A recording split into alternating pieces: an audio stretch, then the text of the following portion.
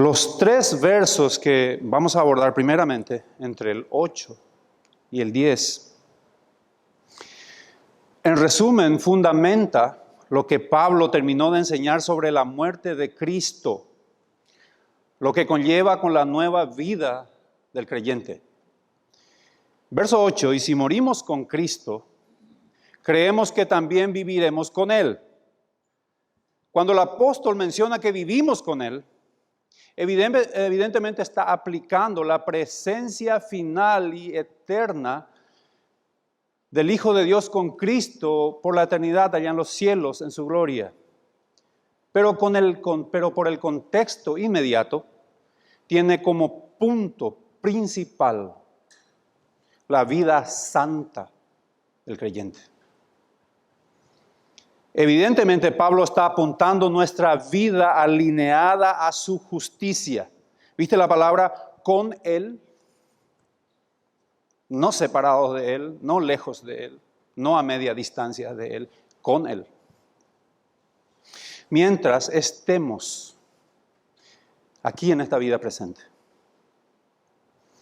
Es bueno señalar, aunque no vamos a entrar en detalles del contexto en el idioma original, pero sí podemos ver que así como en el griego y también en otros idiomas, el tiempo futuro con el que se utiliza el verbo tiene la intención de transmitir certidumbre absoluta. Aparentemente Pablo usa esta forma de la palabra cuando se tradujo a nuestro idioma, el cual podés ver ahí, viviremos. Él está transmitiendo una seguridad absoluta a los lectores de la carta. De hecho, coincide la manera en que la usa, viendo la forma segura en que deja claro cuando está hablando en el verso 10, con respecto a Cristo, que no solamente existiremos en la presencia de Cristo, sino que hemos de vivir para Dios. Por supuesto, es correcto y absolutamente necesario llevar una vida consecuente con la santidad de Dios, para cualquier hijo de Dios. Comparando el verso 6 que vimos la semana pasada, porque nos hemos concentrado en el versos 6 y 7. Dice el 6, sabiendo esto, de vuelta a la lectura, que nuestro viejo hombre fue crucificado juntamente con él, para que el cuerpo del pecado sea destruido, a fin de que no sirvamos más al pecado. El punto es que nosotros hemos muerto al pecado y resucitado con Cristo entre el verso 3 y 5. De la misma forma que Cristo no va a morir más, tampoco sus hijos han de morir. Ese poder del pecado que nos mantuvo esclavos y cautivos a la muerte ya no puede ser más nuestro Señor. Y en esto vamos a insistir probablemente en toda la mañana. Sabiendo que Cristo, habiendo resucitado a los muertos, ya no muere, la muerte no se enseñoreará más de Él. Verso 9. El pecado dejó de ser nuestro Señor. Por deducción simple, por sentido común, la muerte tampoco jamás será nuestro verdugo o ejecutor. La sentencia ya se pagó, la deuda ya se canceló. Con respecto al capítulo 6, en esta sección entre el 8 y el 10, el punto que concluye está en el verso 10, resume, digamos. En cuanto murió al pecado, murió una vez por todas, mas en cuanto vive, para Dios vive. Antes de ver dos puntos muy importantes en el verso 10, se entiende que para desarticular el dominio de la muerte, habría que destruir el imperio de la muerte. Ese es el término que usan las Escrituras. Lo conocemos de memoria, Romanos 6:23, porque la paga del pecado es la muerte. Alguien debe pagar. Por su gracia, nuestro Señor Jesucristo ha pagado.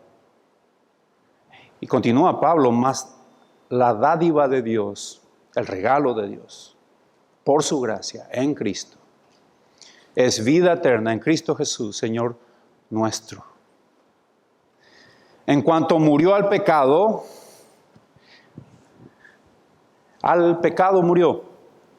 Es muy posible que la idea que Pablo quiere dar a entender cuando declara que Cristo murió al pecado quiere decir posiblemente dos puntos. Él murió a la paga del pecado.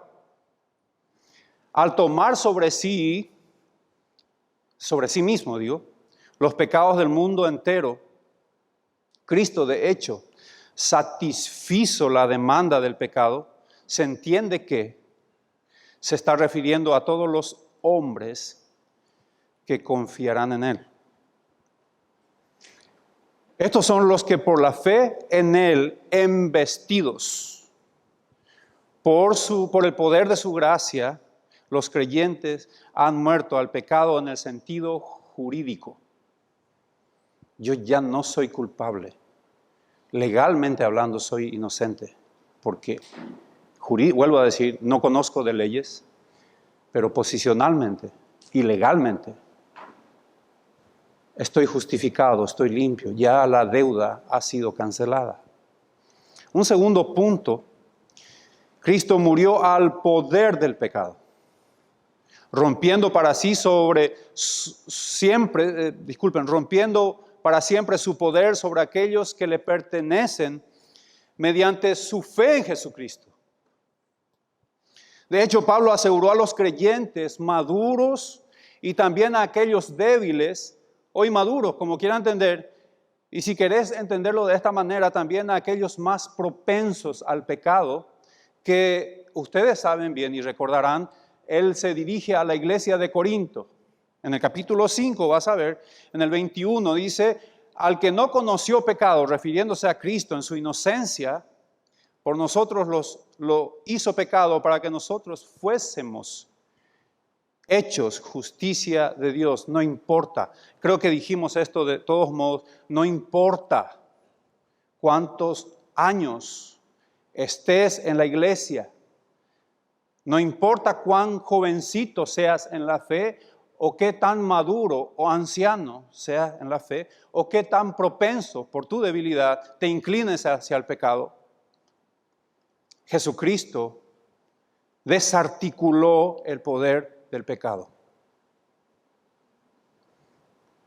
Déjame decirte de otra forma, el creyente en Cristo tiene una doble verdad que lo debe conocer. Es que los creyentes morimos a la paga del pecado, como también al poder del pecado. Podés recordarte de estas dos cosas, porque Pablo, a medida que avanza con los versos, alude al conocimiento. Porque en el versículo 10, en cuanto murió al pecado, murió una vez por todas, una vez, suficientemente eficiente. Mas en cuanto vive, para Dios vive. En cuanto a la eficacia, Cristo logró una victoria que nunca será necesaria o necesario volver a repetirla. Nunca más. No es necesario reiterar sacrificios y sacrificios y sacrificios. El autor de Hebreos, en su contexto hebreo propiamente, nos habla de los ritos antiguos que por supuesto representaban a Jesucristo. En el capítulo 7, si lo querés buscar, si no lo podés anotar, chequear después, en el versículo 26, y habla sobre las funciones de los sacerdotes en el templo o en el tabernáculo, porque las funciones eran las mismas, solo que el edificio cambiaba. Porque tal sumo sacerdote nos convenía, habla de nuestro Señor Jesucristo, santo, inocente, sin mancha, apartado de los pecadores y hecho más sublime que los cielos, que no tiene necesidad cada día, como aquellos sumos sacerdotes, de ofrecer primero sacrificio por sus propios pecados, porque eran pecadores tales cuales como somos nosotros, y luego por los del pueblo, porque esto lo hizo una vez para siempre, ofreciéndose a sí mismo. El 28, porque la ley constituye sumos sacerdotes a débiles hombres. Pero la palabra del juramento posterior a la ley, al Hijo, hecho perfecto para siempre. Este es el contexto del sacrificio, de la muerte, que por años, siglos, se venían haciendo en el pueblo hebreo. Hebreos 10:10 menciona y sostiene el autor, en esa voluntad somos. Está hablando del sacrificio de Cristo ya, no del sacrificio reiterativo de hombres fallidos, hombres tan débiles como nosotros. En esa voluntad somos santificados mediante la ofrenda del cuerpo de Jesucristo. Esa ofrenda fue dada, hecha una vez para siempre. Estamos introduciéndonos en el contexto de lo que implicaba ese sacrificio y el pago por el pecado. Entendemos que la paga del pecado es muerte. De vuelta, Pedro, en su primera carta, en el verso 18, porque también Cristo padeció una sola vez por los pecados, el justo por los injustos, para llevarnos a Dios, y esto es maravilloso, para llevarnos a Dios. Siendo a la verdad muerto en la carne, pero vivificado en espíritu. En el versículo 11, así también vosotros, dice Pablo, así también vosotros, considerados muertos al pecado, pero vivos para Dios en Cristo Jesús, Señor nuestro. Esta palabra, así también, ahí no pases desapercibido, tiene un valor muy importante, el cual el Espíritu Santo utilizó estas dos palabritas. Esta palabra, así también, que está allí, alude a todo lo que Pablo había declarado en los versos anteriores, desde el 1 hasta el 10. Es decir, Pablo, en otros términos, y te lo voy a decir de otra manera, está diciendo, queridos, lo tienen que saber, no lo dejen de creer totalmente, considérense, así también entiendan lo que yo dije antes. Les mencioné anteriormente estas verdades, lo tienen que saber y lo deben creer totalmente. De lo contrario, si obvias esa verdad, lo que a partir de aquí voy a enseñarles no va a tener ningún sentido para ustedes. De nuevo, ustedes están muertos espiritualmente al pecado.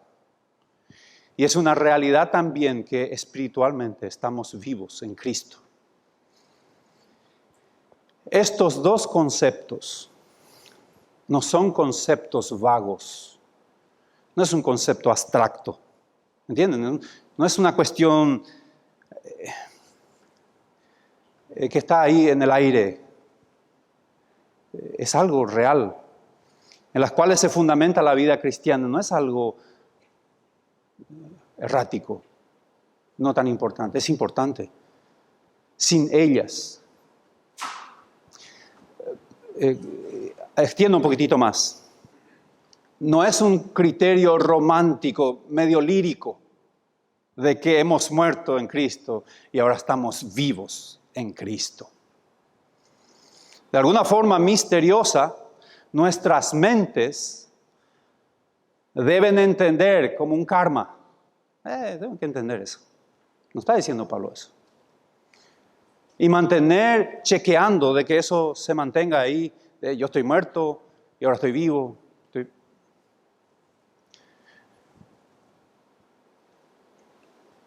Estos dos puntos son reales fundamentos revelados por Dios, en las cuales se fundamentan la vida cristiana.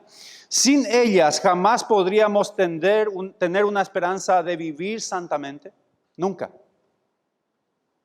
De acuerdo a los estándares santos que hoy demanda nuestro Señor a la cual pertenecemos.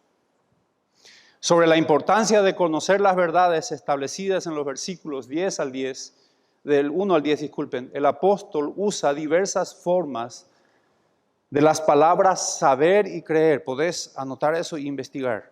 Muchas maneras. Evidentemente Pablo se inclina al conocimiento. Lo usa 4 veces, saber o creer. Verso 3, verso 6, verso 8, verso 9. Y en otros lugares, de manera muy implícita, da a entender que sus lectores obviamente entendían estas verdades fundamentales. Toda exhortación en las Escrituras siempre se cimienta en el conocimiento espiritual, dice el doctor MacArthur. Vuelvo a decir, toda exhortación en las Escrituras siempre se cimienta en el conocimiento espiritual. De hecho, Dios podría haber entregado a todos los hombres un montonazo de mandamientos y limitaciones y órdenes, con una lista de detalles para cada mandato, sin dar muchas explicaciones. Hagan esto, no hagan esto. Hagan esto, no hagan esto. Punto. Hace esto y hay un pago.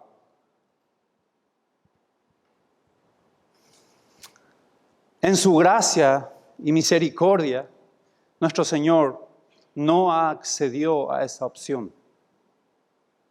Él nos permite acceder al conocimiento de su verdad, de sus verdades, sus estándares, sus exigencias, sus bendiciones y aún su justicia y su disciplina. Podemos acceder a ese conocimiento. La razón básica se encuentra en lo que Pedro dice: sé santo porque yo soy santo. Y es un término, una afirmación bien complicada. ¿Cómo? Querido, ¿cómo? Dicho de otra manera, todos los creyentes, sea la edad que tengan, estamos unidos con Cristo en su muerte. Y gracias a Él, el castigo a causa de nuestro pecado está completamente pagado. Estamos unidos en resurrección. Hemos sido levantados con nuestro Señor Jesucristo. En consecuencia, porque hemos resucitado, un nuevo hombre, nuestro yo nuevo. Podemos andar en novedad de vida.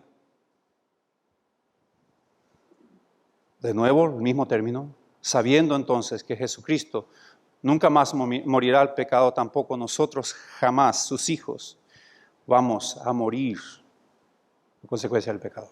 Estamos hablando en términos de paga y en términos eternales. Para el cristiano, escúchame bien, querido, para el cristiano es indispensable tener un entendimiento genuino. Y este debe ser continuo y acabado de su verdadera identidad. Hay preguntas elementales. ¿Conoces las demandas? Pusimos como un pequeño ejemplo. Y son ejemplos erráticos, son doctrinas que pueden contaminar, dijimos, y pueden llevar a la destrucción o a atrofiar el crecimiento de un cristiano. No existe dos naturalezas. Que a uno lo riego más y el arbolito no crece más, y al otro lo abono y toma más tamaño, o un perro blanco. Dijimos esto. La Biblia nos enseña que el viejo hombre está muerto. En cuanto al conocimiento y tu identidad en la resurrección, en la regeneración en Cristo, está completamente ligado a tu entendimiento sobre esas verdades. Oseas, en el capítulo 4, vemos por mediante Oseas cómo Dios se lamentó por la falta de conocimiento de su pueblo, y está en el versículo 6 de 4, mi pueblo fue destruido porque le faltó conocimiento, por cuanto desechaste el conocimiento. yo te echaré del sacerdocio, y porque olvidaste la ley de tu Dios, también yo me olvidaré de tus hijos. Pablo amonestó a los hermanos en la iglesia de Colosas, trayéndoles a la memoria que ellos ya habían sido revestidos de un nuevo hombre. En Colosenses 3:10 dice, revestidos del nuevo hombre, el cual conforme a la imagen del que lo creó se va renovando hasta el conocimiento pleno. Usted, mi querido, no puede menospreciar. Usted no puede dejar en segundo plano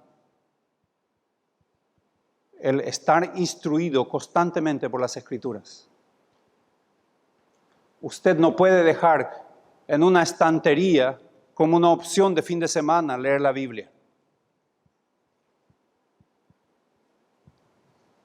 Isaías, de vuelta, y son palabras muy duras de parte del profeta en el capítulo 1, seguramente lo recordarán.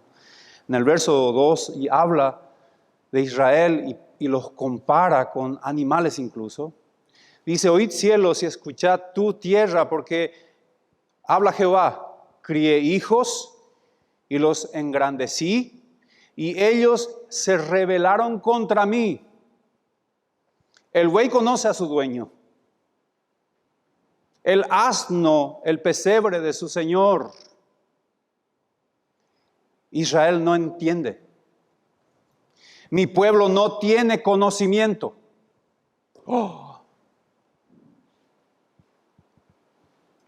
No hacen uso de las verdades. Me ignoran. Hasta el propio buey sabe quién es su Señor y ustedes no. Al pueblo al quien Él entregó todas las promesas.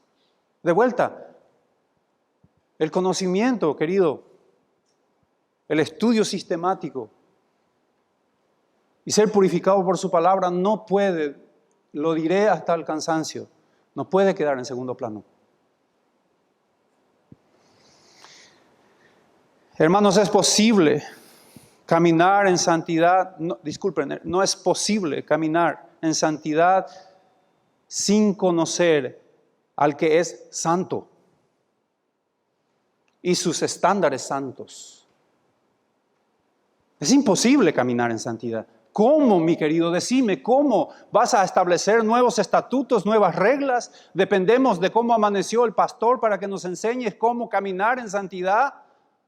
¿O dependemos de mi estado de ánimo a ver si de acá en 15 días soy responsable, estudio la Biblia de acá cada 15 días? Querido, es imposible encontrar resultados de vida santa en alguien que dice ser cristiano y no conoce las verdades de su nuevo Señor. Esos estándares santos que pertenecen a un nuevo nacido.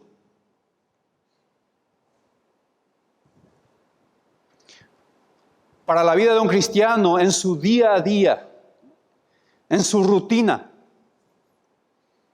y prácticas más simples, acá en la iglesia, en el trabajo, en la calle, yo no sé. Su nuevo yo debe entender que tiene una vida real, santa, no una vida hipotética, teórica. Es absolutamente necesario entender que Él no es un pecador premoldeado. Estoy hablando de alguien, de un cristiano. Él necesita entender que Él no es un pecador premoldeado. Un Frankenstein, un pedazo de esto y de otro aquello, y un pedazo de pecado y una destrucción de aquel otro. Y Dios armó pedazos de un montón de hombres muertos en su pecado y reformó, y a partir de acá hay que tratar de vivir una vida nueva. No, Señor, la Biblia no dice eso. La Biblia dice que fuimos creados nuevos, con una naturaleza nueva. El viejo yo ha muerto en Cristo. Está muerto, no existe esa naturaleza paralelamente a mí como un esquizofrénico. Está muerto. No puede pensar, no puede razonar, no puede ver, no puede hablar. Querido, sos un nuevo ser, nacido en el Espíritu, resucitado en Cristo, para vivir en Cristo.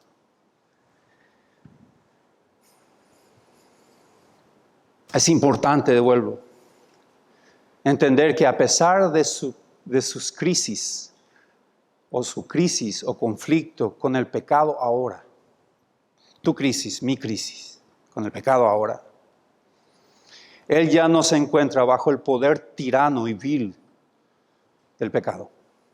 Resalto, no volverá a estar en esas circunstancias nunca más. Nunca más. Verso 11 de vuelta. Así también vosotros, considerados muertos al pecado, pero vivos para Dios en Cristo Jesús, Señor nuestro. La palabra aquí es considerados. Vamos a observarlo en chiquitito. La palabra simplemente significa contar o enumerar. Nuestro Señor Jesucristo lo usó en Lucas, esa palabra. Solamente quiero mostrar el uso de la palabra. En el 22:37, Jesucristo usó de esta manera: porque os digo que es necesario que se cumpla todavía en mí aquello que está escrito. Y fue contado con los inicuos. Mencionó una cita del Antiguo Testamento. Fue contado, fue considerado con los pecadores, está diciendo. Esa es la forma en que se usa considerarse, contar, enumerar. Esta palabra era usada para dar a entender que se tenía una confianza interna sin reservas frente a la realidad de lo que la mente lo reconoce. Yo te puedo decir que tengo 15 años, pero yo estoy seguro internamente que no es así. Yo me considero una persona de 46 años, no de 15. Sin límites, porque esa es mi realidad. Considerarse. Pablo, de su propia vida y su experiencia, usa como una ilustración la dificultad de un cristiano de darse cuenta de la realidad que él es libre. Pablo se pone como ejemplo a sí mismo. Seguramente nuestros hermanos en domingos futuros nos van a detallar en el capítulo 7 especialmente. Y su frustración casi como un ejemplo a voz abierta de lo que somos en Cristo. Y es miserable de mí cada vez que quiero hacer lo bueno y no puedo. Y entra en un conflicto. Y él pone ese ejemplo. No importa qué tan visible y evidente haya sido la transformación externa que podemos experimentar en nuestra salvación, es difícil de igual forma comprender que ya no tenemos esa naturaleza caída y que nuestra naturaleza en realidad es divina. No importa las experiencias. Es difícil de entender, especialmente cuando lo observamos a otros. De otra manera, cuando nos miramos a nosotros mismos con ojos honestos a nosotros, no le mires a nosotros mismos, yo, después de la salvación, el resultado es más que evidente. Estamos contaminados con el pecado. Estamos traicionados por el pecado. Sus hábitos, sus sabores, sus recuerdos, estos siguen presentes en diversos grados, hermanos. Sufrimos, esa es la palabra, en proporción a nuestra madurez cada vez que nos encontramos con el pecado, postrados cuando cedemos al pecado, porque este cuerpo aún no ha sido glorificado, este cuerpo aún no ha sido transformado. Es una realidad que nos hace recordar de dónde nuestro Señor nos ha sacado constantemente. Procuremos entender el concepto de considerados, teniendo en cuenta que podrían estar presentes varias razones en el creyente genuino que impidan comprender que ya no son esclavos o ya no son sujetos al pecado. Tal vez podría ser que algunos crean que su salvación solo implica una posición jurídica, resultado de una transacción. Antes era un pecador, hoy soy salvo, pero pecador, porque alguien hizo una transacción, Cristo pagó mi salvación con su sangre. Y yo tengo esa postura, estoy posicionado allí. Y nada más, a partir de ahí no hay más compromiso.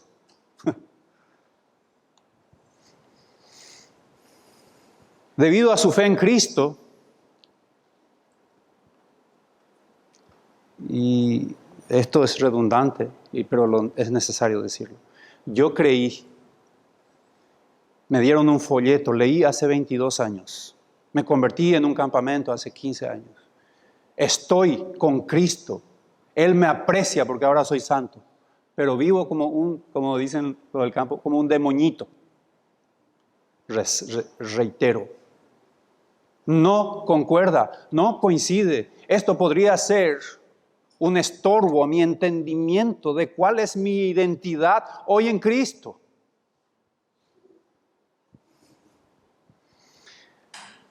Ahora Dios lo tiene más en cuenta y ha desarrollado un gran aprecio porque Él ya es santo. Les cuesta creer que son libres en esta posición, podríamos decir su relación de aprecio. Dios le aprecia. Pero Él no es libre del pecado. No exige y no tendrá muchas variantes en su propia vida. Es decir, seguirá en sus mismas andanzas antes, las mismas que tenía antes de encontrarse con su Salvador. Y que solo será una realidad con Cristo allá en su gloria. Él dice, yo puedo andar en el pecado. Al fin y al cabo hay una transacción eterna hecha en mi vida y yo puedo vivir como quiero. Igualito, no hay diferencia antes de que cuando yo acepté a Cristo en comparación con lo que yo acepté después de haber aceptado. Y Él vive consciente, Él cree que esta realidad solamente va a cambiar allá en su gloria. No, hermanos, esto podría ser una gran torpeza en el crecimiento de uno. Y de nuevo, si por si acaso esta enseñanza ha curtido tu corazón, tu alma está en peligro. El criterio de justificación, santificación, incluye una idea, el concepto de que a pesar de creer en Cristo, le da al creyente una nueva naturaleza y la vieja naturaleza sigue actuando con fuerza en su interior. La vida, en esencia, es una batalla entre estas dos naturalezas. Dijimos al principio. Esa es mi vida cristiana. Peleo yo entre Si esta fuese la lógica, entonces el que bebe en alcohol no necesita de Cristo para vivir en santidad, necesita de Alcohólicos Anónimos. El que es adicto a la pornografía necesita de un psicólogo, no de Cristo. Va en contra de nuestra naturaleza. Tal vez, segundo, les cueste mucho creer y entender que son libres del pecado y toda la vileza que conlleva obedecer la verdad de las cosas, el enemigo hará todo lo posible para que esto no sea una realidad. Satanás se va a encargar y no tiene la menor intención de que creas que sos libre del pecado. Nos hace creer que todavía tiene dominio de nuestras vidas terrenales. Esto produce en nuestra identidad una débil capacidad determinada a vivir en santidad. ¿Cómo voy a vivir en santidad si Satanás tiene dominio todavía sobre mí? No hace falta. ¿Sí? Hasta tendría aires de fracasado. Porque es tan fuerte metido. Querido, Satanás no tiene ningún dominio sobre sus hijos. Ninguno. Absolutamente. Un tercer punto, tal vez. Le cuesta creer que son libres del impulso, de ese deseo intenso al pecado, asociando esto con su nuevo nacimiento. Dicho de otra manera, la regeneración no es experimental. ¿Cómo es ese asunto? Bueno, no porque yo empiece a hacer obras o leyes humanas o ritos o religiosidades, no porque venís todos los domingos a la iglesia, estás garantizando tu regeneración o no. Eso significa que sos un nuevo hombre en Cristo y todo aquello que humana y superficialmente podríamos mostrar. Un cuarto punto, la dificultad en creer que le cuesta creer que son libres, se basa en su lucha constante con el pecado. Da la ilusión de contradecir esa verdad continuamente. Es decir, el razonamiento de este tipo de enseñanza se basa en la siguiente pregunta. Si es que tenemos una nueva disposición de obedecer y al poder de controlar que tiene el pecado, se preguntan ellos, ¿cómo es posible que todavía tenga tentaciones? ¿Y por qué es que fracaso entonces? Es porque nuestro cuerpo no ha sido glorificado aún. Pablo responde en el versículo 11, de vuelta por favor quisiera que enfoquen su atención. El apóstol no estaba hablando de un juego filosófico positivista que el creyente debía de ejercitar en su mente. Soy más que vencedor, más que vencedor, más que vencedor, más que vencedor, más que vencedor, como un karma reiterativo hasta que se quede ahí por repetición y me convierto más que un vencedor. No está diciendo esto. Con la cual se deberían de estar afirmando como un rezo hasta que por repetición y entonces quede fijo en la memoria y fuesen parte del sentido común del individuo, porque ya lo aprendió. El escritor simplemente apela a la autoridad de las Escrituras. Queridos, considérense de esta manera. ¿Por qué? Porque las Escrituras lo está diciendo. ¿Cuál? Muertos al pecado, vivos para Dios en Cristo Jesús. ¿Hay alguna duda al respecto? ¿Hay algo más que debo adherir? Toda la autoridad plena se ejecuta en estos versículos, aplicados a la identidad del cristiano. Hasta que un creyente no acepte la verdad de que Cristo ha desarticulado absolutamente el poder del pecado sobre su vida, éste no podrá llevar una vida de victoria. Porque en lo más profundo de su ser, él piensa que tal cosa no es posible.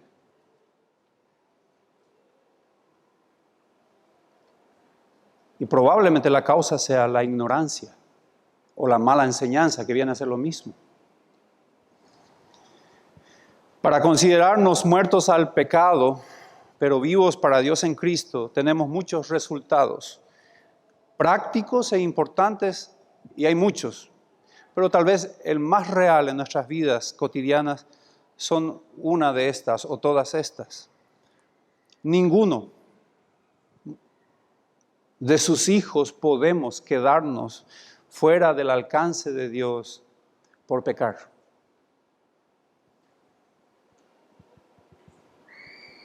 Considerados muertos al pecado, pero vivos para Dios en Cristo, ninguno, mi querido, de sus hijos podemos quedarnos fuera del alcance de Dios por pecar. De la misma forma que fuimos salvados por el poder de Dios únicamente, por el poder de Dios únicamente, también seremos guardados por su poder y nada más. Juan 10 lo conocemos, pero es una certeza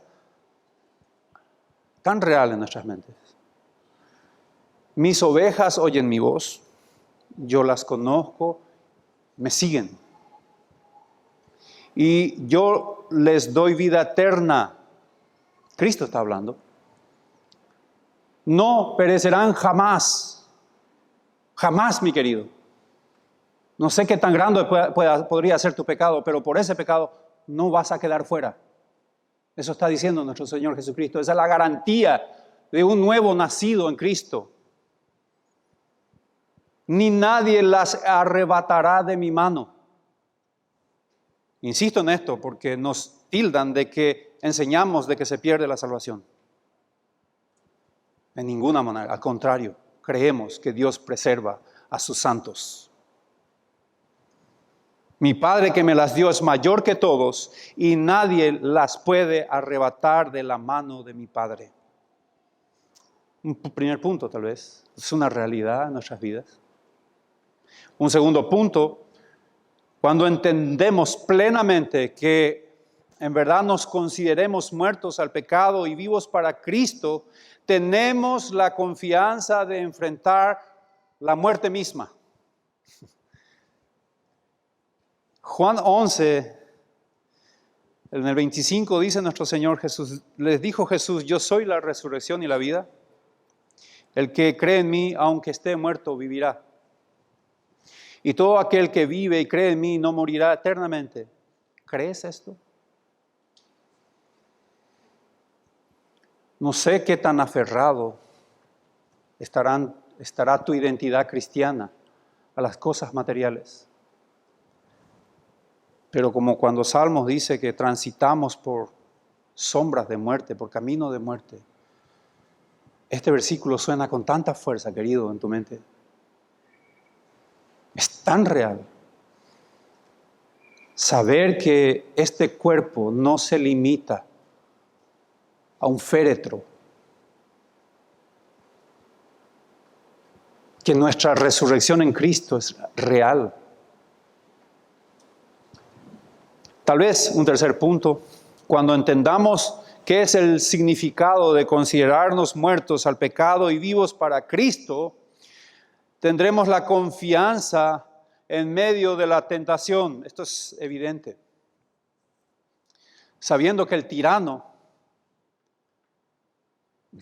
pecado, el vil pecado, ha sido desarticulado, podremos poner resistencia con éxito por el poder de Dios. Cuando estamos en prueba siempre, los hermanos nos dicen, no os ha sobrevenido ninguna tentación que no sea humana. Pero fiel es Dios que no os dejará ser tentados más de lo que podéis resistir. La tentación que Dios, y la prueba en este caso, incluso, por el cual todo cristiano puede llegar a pasar, está diseñado exactamente a la medida que vos y yo, a tu medida, de manera personal, podés soportar. No hay una tentación más fuerte que vos. Y Dios se lo permite al cristiano. Así como Jesucristo le dijo a Pedro, le di permiso a Satanás para que te zarandee. El cristiano es tentado. El que tiene un nuevo ser en sí es tentado. El inconverso no es tentado. Él vive en el pecado. Él practica el pecado, respira el pecado, ejercita el pecado, genera nuevos hábitos en el pecado. El cristiano no. El cristiano desecha. El cristiano lo envuelve, lo tira y de nuevo lamenta cada vez que se tropieza con uno. Porque avergüenza a su Señor, tiene vergüenza. Establece un cuarto punto. Cuando maduremos en el criterio cabal de considerarnos muertos al pecado y vivos para Cristo, cualquiera sean las circunstancias de nuestras vidas, no importa cuán duro, no importa qué tan desastroso sean las circunstancias, estas serán utilizadas para su gloria. Si hay algo que evidencia a un cristiano, seguramente es que es probado como un regalo de Dios para sacar aquello que estorba y que Él seguramente en su soberanía lo quiere utilizar en tu vida. Si no te consideras muerto en Cristo y resucitado para servirlo, probablemente las pruebas van a ser un motivo que detonen tu queja, tu rebelión, tu cuestión contra Dios. En cambio, el que está en Cristo entiende que Dios se va a glorificar, que en su soberanía Dios va a mostrar quién es Él y como un combo completo, aparte de todo eso, va a ser una gran bendición a mi propia vida. Esta es una realidad en el Hijo de Dios. Como bien lo menciona Pablo en el capítulo 8:28, sabemos que a los que aman a Dios, todas las cosas, todas, sin exclusión, sin discriminación, les ayudan a bien, por más desastrosas que parezcan, por más horribles que se vean, por más pesadilla que parezca. Esto a los que conforme a su propósito fueron llamados. Todas estas cosas, y seguramente muchas más, son una realidad en el creyente, porque nosotros, querido, vos y yo, nosotros, estamos muertos al pecado, pero vivos para Dios en Cristo Jesús. Querido, tal vez estás años acá en la iglesia, tal vez estás viniendo por primera vez. Es importante que entiendas que estás condenado, que sos un pecador, que algún día, aunque no lo quieras, aunque no lo creas, aunque no lo aceptes, te vas a presentar frente a los ojos de Dios, frente a su juicio. La Biblia dice de manera absoluta que estás muerto en tus delitos y pecados. Es decir, no tenés la capacidad de ver su gloria. Estás muerto, no tenés la capacidad de ver la belleza de Dios. No podés observar y maravillarte de su hermosura. Estás muerto. No tenés la capacidad de autorresucitarte. Estás muerto. O darte vida a vos mismo. Simplemente estás muerto. La verdad es que estás totalmente desprovisto de capacidad. Eres impotente, absolutamente inútil por el pecado. Vos, mi querido, necesitas de Jesucristo. Quiero que recuerdes que nuestro Señor Jesucristo es el Salvador, un gran Salvador. Él es la vida, Él es la resurrección, Él es el camino, la verdad y la vida. Él tiene el poder y la capacidad de darte vida. Él tiene la capacidad de darte luz con esa vida que pertenece a su gloria, para que puedas ver la verdad. Él, y solamente Él tiene el poder de crear en vos un nuevo hombre, por su gracia, por su voluntad.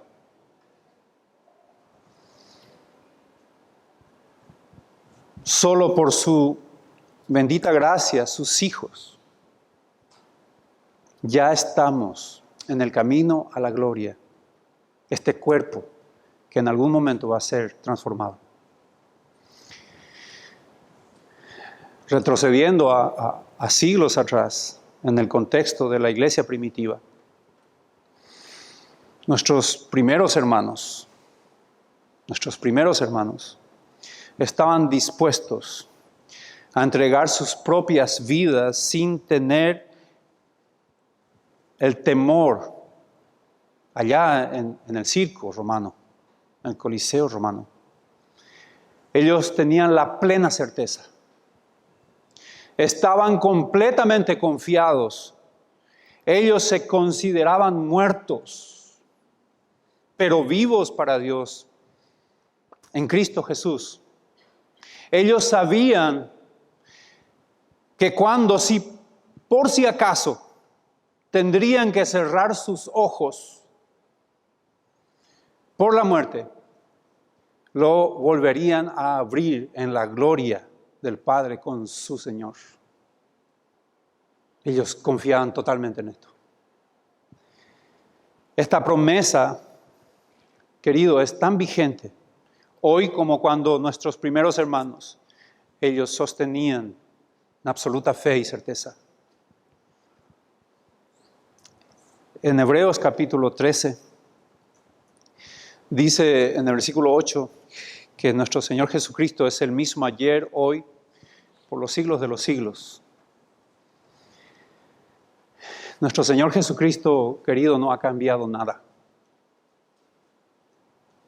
Él no va a cambiar nunca. Él es el mismo. Él lo seguirá siendo.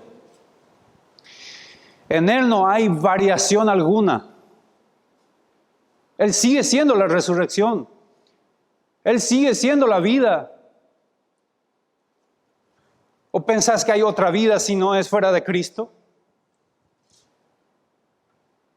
No hay forma de nacer de nuevo sin Cristo. Solamente en Cristo. Considerarlo, no te olvides. Arrepentite si encontrás una realidad de pecado rebelde ante la santidad de Dios.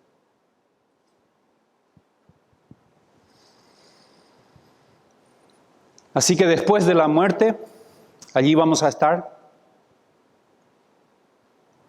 Allí vamos a ver las marcas de aquel que pagó mi pecado, mis pecados. Pagó de un precio o con un precio elevadísimo.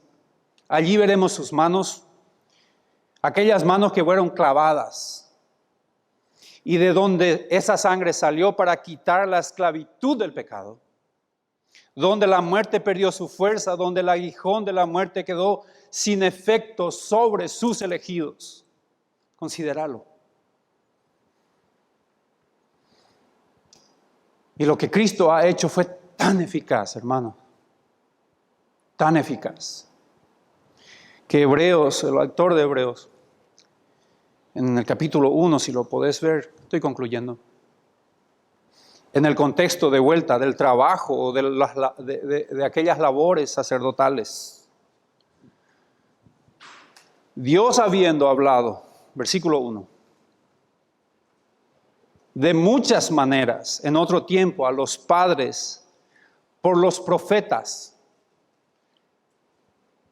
En estos postreros días, verso 2, nos ha hablado por el Hijo, a quien constituyó heredero de todo y por quien asimismo hizo el universo, el cual siendo el resplandor de su gloria, la imagen misma de su sustancia, y quien sustenta todas las cosas con la palabra de su poder, habiendo efectuado la purificación de nuestros pecados. ¿Podés ver esa última parte del verso 3?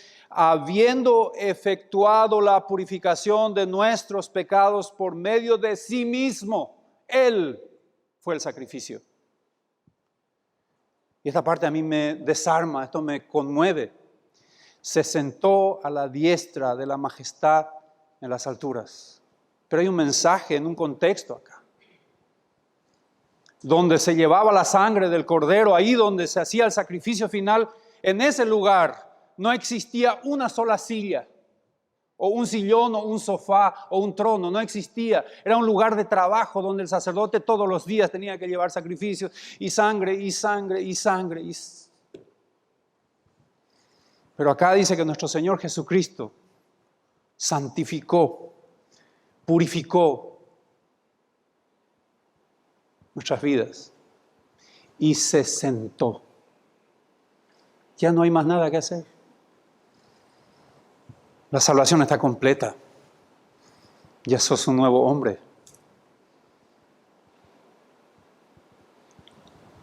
Allí, mi querido,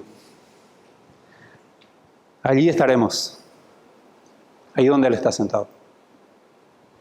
Así que, hermano querido, no desmayes, no te desanimes. Allí este cuerpo será glorificado. para poder contemplar cada detalle y toda su gloria por la eternidad. Vamos a orar. Querido Dios, muchas gracias, porque tu Hijo Jesucristo ha entregado su propio ser, su cuerpo, llevando, Señor, nuestra culpa, nuestra rebelión. Nos has amado desde la eternidad, nos miraste, Señor, con amor. Nos rescataste, nos hiciste tus hijos, herederos. Señor, nos diste a tu Espíritu Santo.